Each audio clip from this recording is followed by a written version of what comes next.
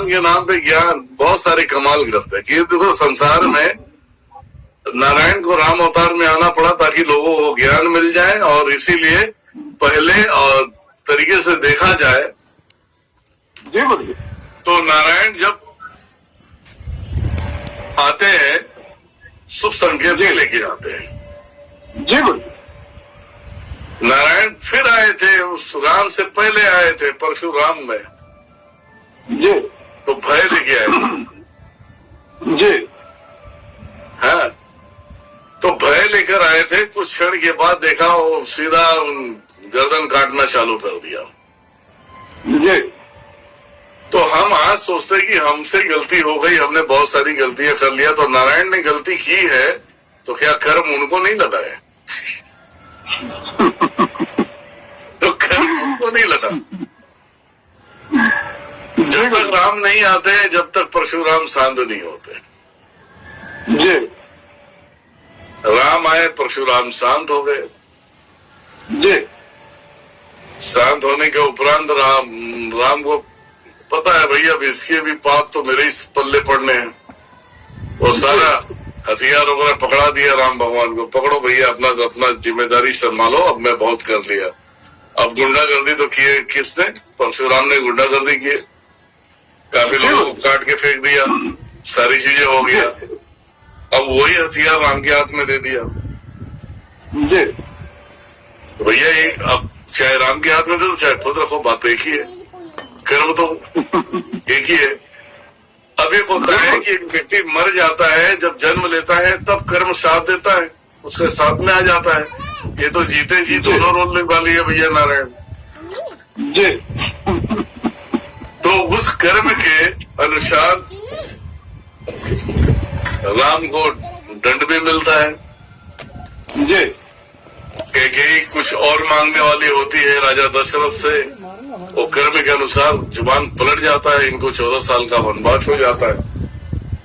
जी तो ये कर्म ही था। उसके उपरांत इन्होंने बालिका जान लिया था जाने अनजाने में। जी बोलिए। अब वैकुंठ धाम जो है इनका विष्णु धाम है, वो तो पूरा खाली पड़ा हुआ था भैया। जब वहां तो शरीर ही है ना, प्राण तो रियल में इधर आई हुई है। जी बोलिए। तो इनका बुलावा हुआ,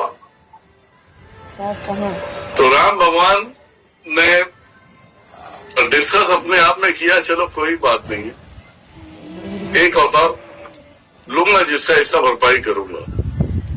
जी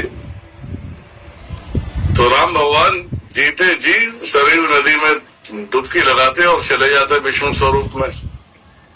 जी अभी आते हैं कृष्ण रूप में। जी तो उन कर्मों के अनुसार देखा जाए तो बालकपन से ही इनके ऊपर कुछ न कुछ अटैक होने लगा। जी बोलिए। कुछ न कुछ अटैक होने लगा, सारी चीजें होने लगी।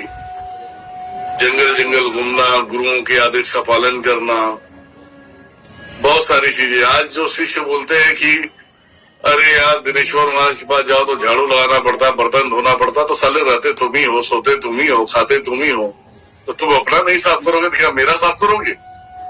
है कि नहीं? तो कृष्ण भगवान भी तो यही करते थे, वो तो त्रिलोकी नाथ होके भी करते थे।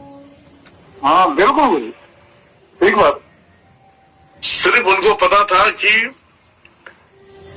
मैं किसी न किसी मानव के हाथ से ही मारा जाऊंगा, परंतु मुझे बहुत सारे कार्य करने हैं, वो करके निपटा ले, उसके बाद करते हैं। जी और यहाँ पे कृष्ण भगवान ने इंद्रदेव को भी आशीर्वाद दे दिया था। इंद्रदेव ने बोला कि गोवर्धन पर्वत के टाइम पे कि मेरा पुत्र अर्जुन है त्रिलोकीनाथ है कृष्ण, उसे आप संभाल ले, उसे आप उसे ज्ञान दे, उसे विद्वान बनाए।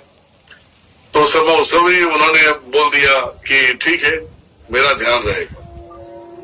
जी सारे कर्मों को सिद्ध करते करते जब हसीनापुर स्वतंत्र हो गया, जब वो वापस गए तो विश्राम के लिए जंगल में लेटे और बहेलिया ने देखा दूर से कि वाह शिकार तैयार। उसने बाण मारा, दाएं तलवे में लगा और धीरे से वो गिर पड़े, क्योंकि योग में बैठे थे। जी गुरु जी। पहलिया आता है, बोलता है कि मुझसे बहुत बड़ी गलती हो गई, मेरे पास जी। औषधि है, मैं अभी भी ठीक कर दूंगा, है कृष्ण मुझे आज्ञा दो। कृष्ण कहते हैं कि बस रहने दे, तेरा मेरा हिसाब चुकता हो गया, जी तेरा मेरा साथ यहीं तक था, अभी मेरे दिल पे कोई बोझ नहीं रहेगा, दिल अब मेरा जी क्लियर, ये क्या हवा नहीं आ रही? गुरु जी। और दिल वहीं से निकल के जगन्नाथपुरी में चले जाता है। प्रमाण के स्वरूप में जगन्नाथपुरी में चले जाता दिल। दिल वही बदला होता है। जगन्नाथपुरी का बहुत बड़ा चमत्कार है। रसोई में जी जब इंसान अपने कर्मों के बोझ से जब छूट जाता है तो बहुत अलग आनंद का एक अनुभूति प्राप्त करता है, तू पढ़ाई कर ली? जी और उस अनुभूति को चाहे मानव उसे प्राप्त करे, चाहे देव हो, दानव हो, असुर हो, लेकिन उन्होंने कृष्ण स्वरूप का जो धड़कता हुआ दिल था वो आज भी वहां पे रख दिया, ताकि बेटा तुम नाम मेरा ही लेते रहो और पार होते जाओगे, लेकिन दिल से लेना। दादा के कमरे में है ना? जी इसलिए आप कह सकते हो कि कृष्ण की स्रोत और ऊर्जा आज भी संसार में कायम है, सभी जगह पे है। जी गुरु जी। जगन्नाथपुरी का एक बार दर्शन सभी को करना चाहिए। धामों में एक धाम है जी गुरु जी। जहाँ पे उनकी कृपा दृष्टि बनी रहे, सब कुछ होता रहे, है ना। जी देखो मैं ना इस चीज को अगर मुझे कुछ बताना है ना तो मैं उसे घुमाऊंगा नहीं, बोला जब तक जी डायरेक्ट बोलता हूँ बेटा प्लेन में चढ़ जा, डायरेक्ट उतरेगा अमेरिका। अब तुम्हें प्लेन में चढ़ने की बात बता दिया, बेटा संभाल के जाना, ये भी बताओगे तो आदमी डर जाता। तुम उसे हौसला दे रहे हो, तोड़ रहे हो। जी गुरु जी। सफेद वाली चाकू है ना? एयरपोर्ट में जाओगे, वो जो डिजिटल सीढ़ी है उस पे पहले कदम उठा लेना जब एंडिंग आएगा, नहीं तो कहीं जूता फंस गया तो पैर कट जाएगा, है ना, कभी ये हो जाएगा। और खिड़की से बाहर देखना नहीं, डर लगेगा तुम्हें। अरे क्यों डर लगेगा, उसको जाना ही है अमेरिका साला, तो उसको मालूम है कि वो हवा में ही जाने वाला है, तो उसे इतना सारी दुनियादारी पाखंड बता के क्या मतलब है। अरे कथा कह रहे हो कि प्रवचन कह रहे हो भाई, या तुम टाइम पास कर रहे हो, ये बताओ। जी गुरु जी। गलत बोल रहा हूँ मैं? नहीं सही बात है गुरु जी, ठीक बात है।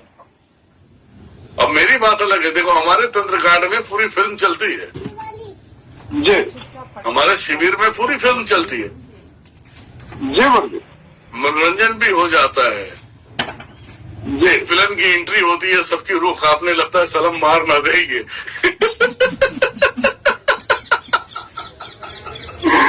सही बात है।